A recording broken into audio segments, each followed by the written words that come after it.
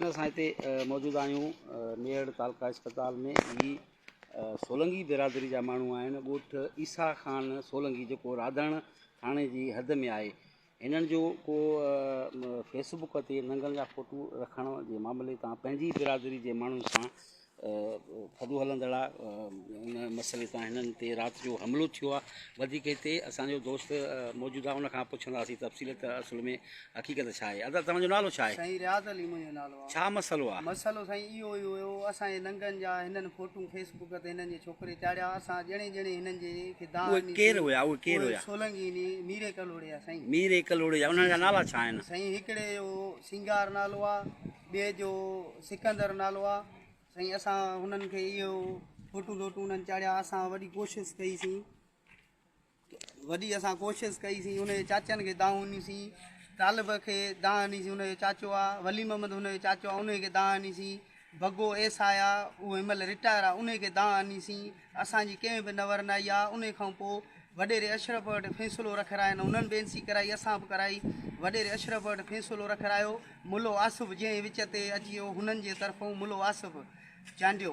पोइ उन असांजो फ़ैसिलो रखारायो, वॾेरे वटि तारीख़ वठी नई। असां उते वियासीं, उते न आया। वरी उन खां पोइ वरी सरमंद चांडियो, याकत साहब चांडे पुटु, उन जे अलावा उनखे बि मन जेको आहे इतलाउ करे वरी उन वटि फ़ैसिलो उन्हनि रखारायो, उते साईं न आया। हिननि असां ते 22 MB वञी कई कोर्ट में। असां ज़ामिन कराए असां मसइलो हल करे आयासीं, जंहिंमें 8 ॾींहं साईं न गुज़रिया आहिनि। वरी असां ते अॼु राति हमिलो करे ऐं मुंहिंजे भाउ खे धकु हणिया आहिनि। पिस्टल जी गोली लॻी वई आहे जंग में।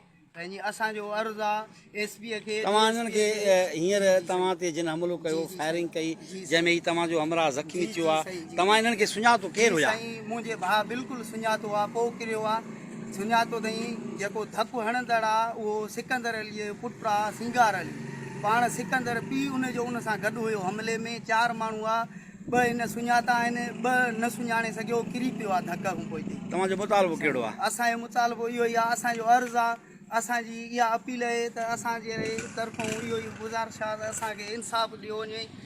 DSP खे सिफ़ारिश असां कंदासीं, मिंथ कंदासीं, ॿाहूं ॿधंदासीं। असांजे तरफ़ां वॾी कोशिशि करे ऐं जेको असांखे इंसाफ़ ॾियो।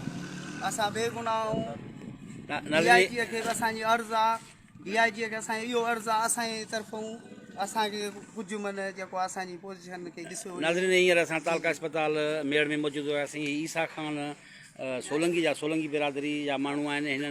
हिननि इल्ज़ाम हयो आहे त सोलंगी बिरादरी जा कुझु माण्हू आहिनि, उन्हनि जो को इशू हुयो फेसबुक ते नंगनि जा फ़ोटू रखण जो। उन मामले ते हिननि ते राति जो हमिलो थियो आहे। 4 माण्हुनि जिन मां हिननि 2 खे सुञातो आहे, हमिलो करे हिननि ते फायरिंग कई आहे। फायरिंग में हिकु हिननि जो हमराह ज़ख़्मी थियो आहे ऐं हिननि NC कराई आहे थाणे राधण थाणे ते। उन खां पोइ ही हिते तालका अस्पताल पहुता आहिनि। उन्हनि जो मौक़िफ़ असां तव्हांजे अॻियां रखियोसीं।